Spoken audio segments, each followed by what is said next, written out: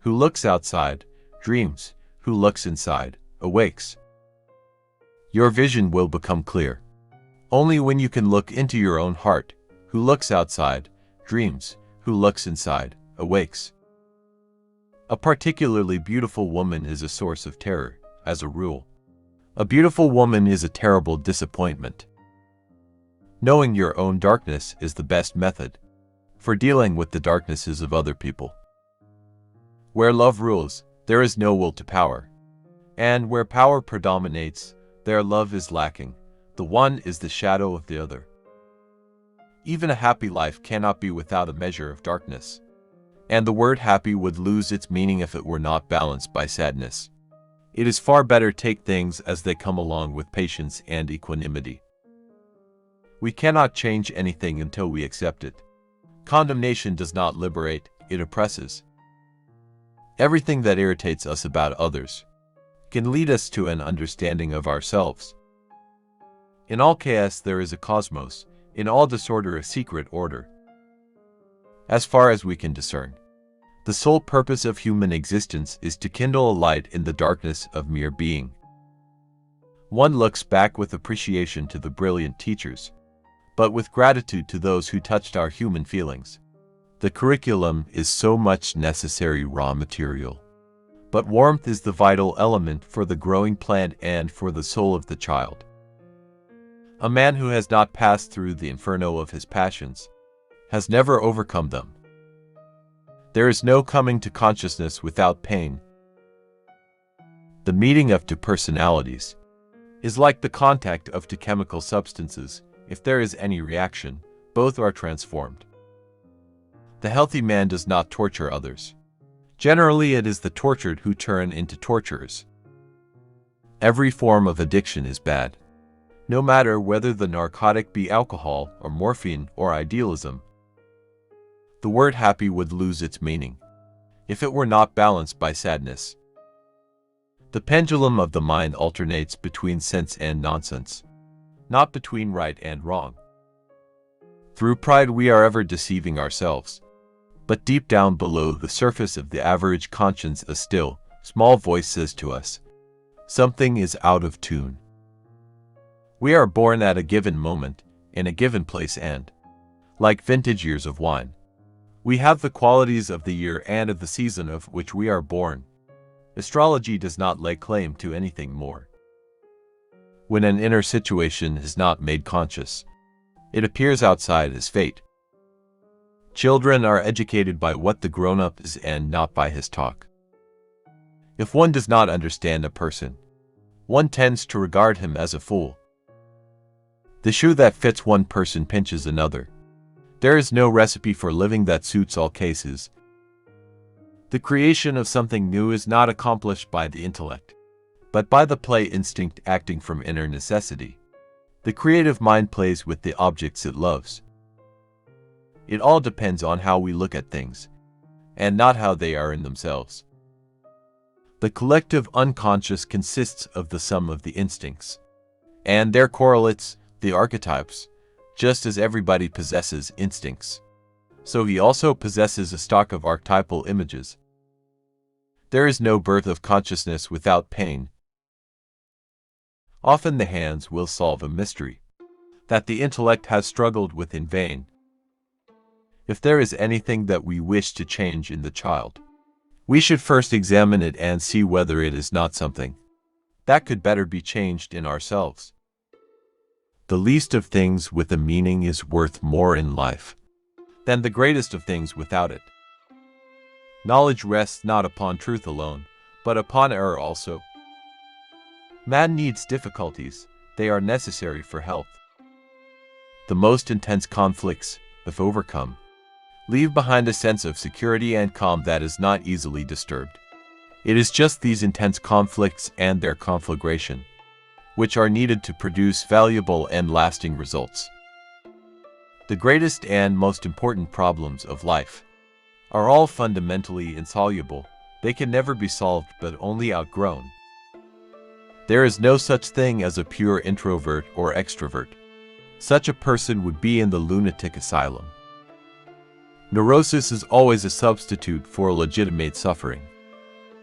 Show me a sane man and I will cure him for you. I have treated many hundreds of patients.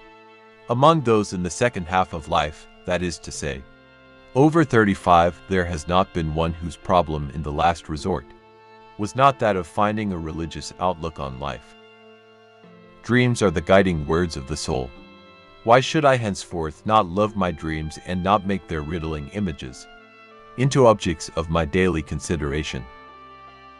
A human being would certainly not grow to be 70 or 80 years old if this longevity had no meaning for the species.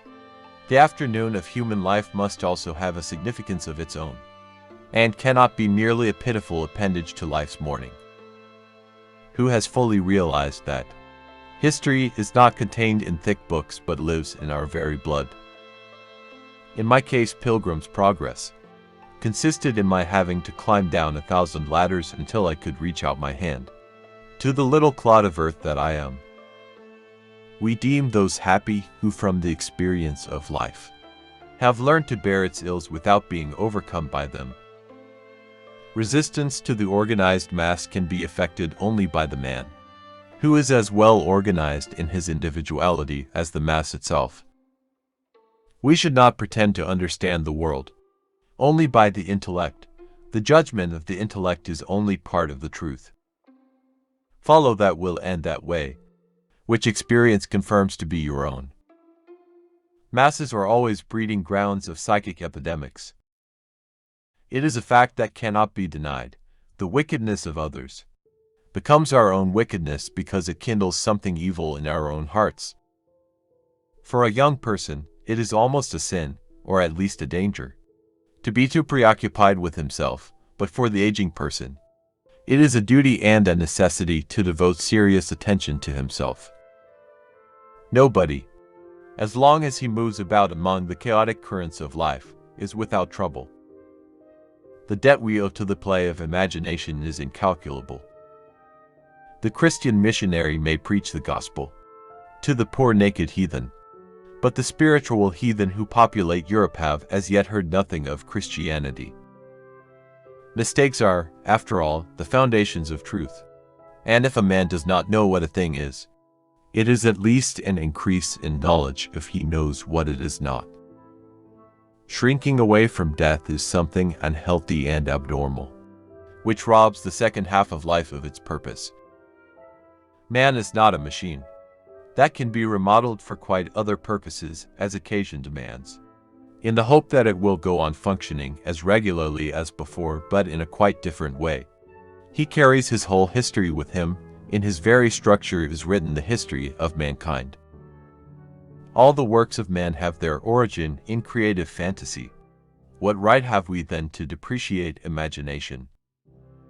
The word belief is a difficult thing for me. I don't believe. I must have a reason for a certain hypothesis. Either I know a thing, and then I know it.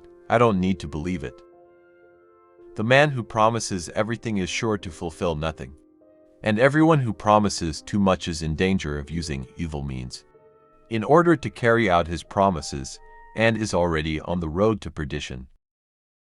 We shall probably get nearest to the truth if we think of the conscious and personal psyche as resting upon the broad basis of an inherited and universal psychic disposition which is as such unconscious, and that our personal psyche bears the same relation to the collective psyche as the individual to society.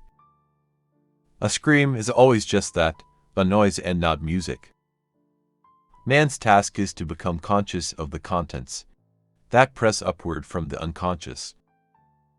A psychoneurosis must be understood, ultimately, as the suffering of a soul which has not discovered its meaning.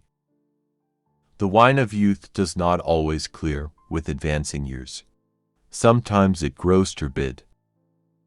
In the child, consciousness rises out of the depths of unconscious psychic life, at first like separate islands, which gradually unite to form a continent, a continuous landmass of consciousness. Progressive mental development means, in effect, extension of consciousness. Great talents are the most lovely, and often the most dangerous fruits on the tree of humanity. They hang upon the most slender twigs that are easily snapped off. Our heart glows, and secret unrest gnaws at the root of our being. Dealing with the unconscious has become a question of life for us.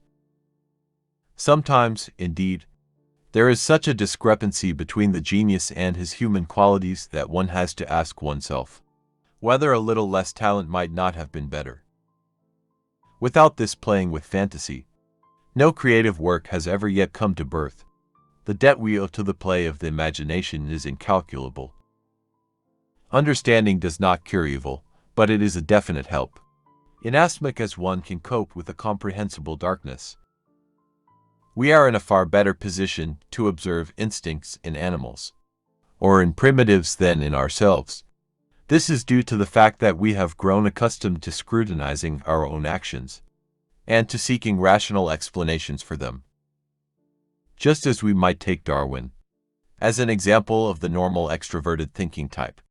The normal introverted thinking type could be represented by Kant. The one speaks with facts. The other relies on the subjective factor. Darwin ranges over the wide field of objective reality. Kant restricts himself to a critique of knowledge, grounded in the natural philosophy of the Middle Ages. Alchemy formed a bridge, on the one hand into the past, to Gnosticism, and on the other into the future, to the modern psychology of the unconscious. The Christ symbol is of the greatest importance for psychology insofar as it is perhaps the most highly developed and differentiated symbol of the self, apart from the figure of the Buddha. Everyone knows nowadays that people have complexes. What is not so well known, though far more important theoretically, is that complexes can have us. Carl Jung (1875–1961) was a Swiss psychiatrist and psychoanalyst who developed analytical psychology. He explored the unconscious mind and the process of individuation, integrating the conscious and unconscious aspects of the self. Jung's theories focused on universal symbols and archetypes found in the collective unconscious. He emphasized the significance of dreams, symbols, and mythology in understanding the human psyche. Jung's work remains influential, extending beyond psychology into art, literature, and spirituality.